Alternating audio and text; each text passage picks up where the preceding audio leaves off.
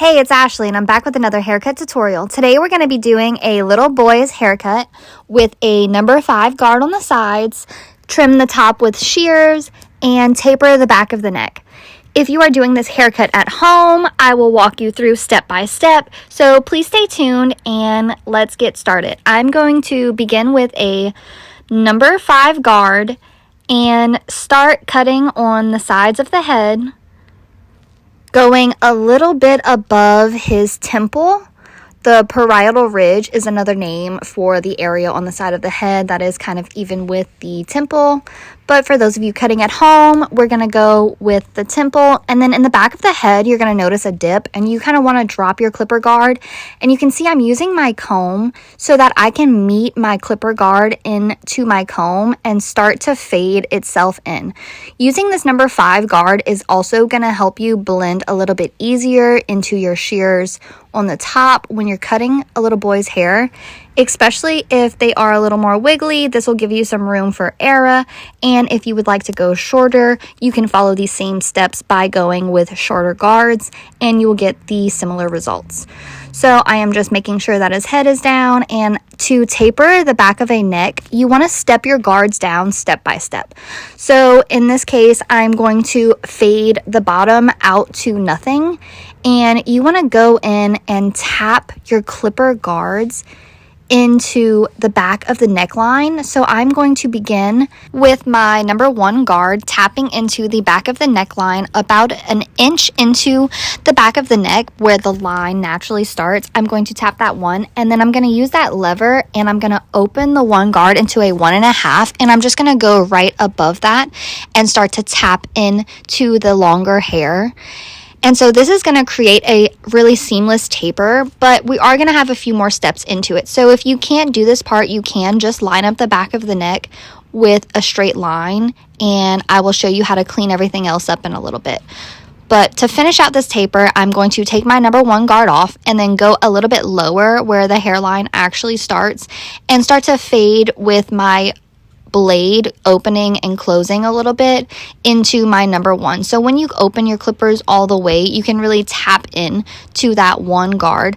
I definitely didn't want to use some of my other clipper guards like a half, because those don't normally come in your pack. So using a 1 and your clipper will give you a nice seamless blend at the bottom of the neck. And then to move up, you want to use a 1.5 guard. If you do not have a 1.5 guard, you can take your 1, open the clipper guard, and you're going to scoop it out really heavy to fade into your number 2 guard.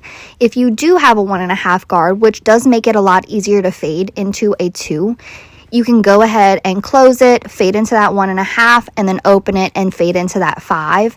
And then taking my 2, I'm going to just rock out on the back of the neck, which kind of has the occipital bone, which gives you a little room. And then fading up from that 2 to 2.5, I'm going to go into my 3, 3.5, and then 4. And then I might hit the sideburns with like my number 4, just so that I'm going in. I do want to leave that 5 as my base, but you can continue to fade up. Don't think because you started with that 5, you can't go a little bit tighter around the back of the neck and the ears, because you definitely can, and this will let the haircut grow out a little bit softer in those areas when the hair is growing out. So if you're cutting at home, just make sure that you are using your guards in order. You're going from that 1 to 1.5 to 2, 2.5, 3, 3.5, 4, 4.5, 5. And then after I do my clipper work, before I wet the top, I really like to use my trimmers first. And I am just cleaning up the sideburns, and then I am taking my comb and kind of pulling out the hair to the back of the ear so that I can catch anything that's like loose or longer than my clipper guards that I cut, especially around the ear. It does get a little harder to get those short hairs. And then I'm just pulling out where the hairline naturally is around the temple, and then I am just really lightly tapping and cleaning it into a little bitty C shape is what we like to call it in the barbering industry. If you are not familiar with cutting hair, we kind of just give it like a very light C shape. natural hairline. We don't cut into the hairline, and then I pull everything out so that we can just really see it.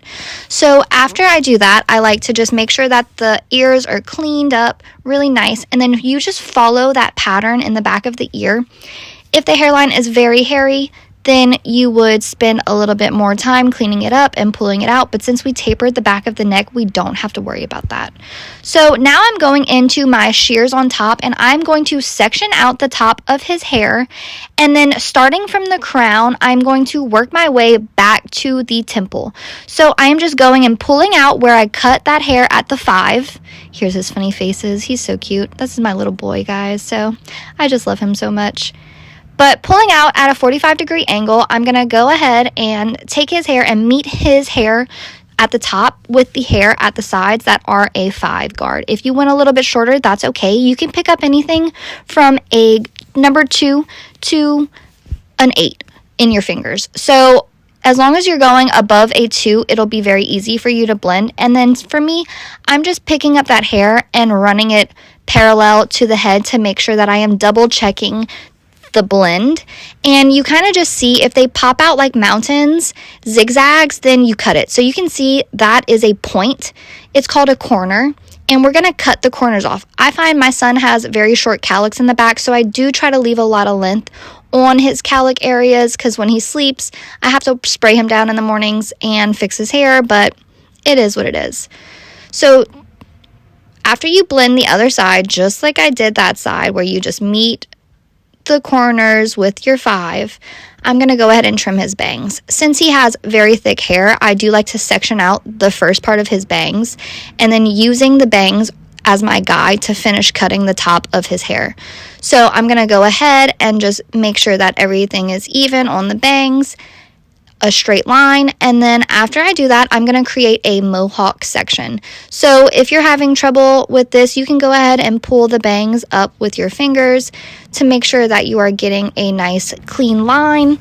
It does not have to be perfectly straight. It is a little boy's haircut, so they will be a little crazy. And then you can see I'm meeting where I cut his bangs at to the top of his hair. So I am taking off a good bit of length, and then when I come into the back of his head where he has that cowlick, I'm going to not cut a lot of that hair off and leave him a little bit more hair in that area.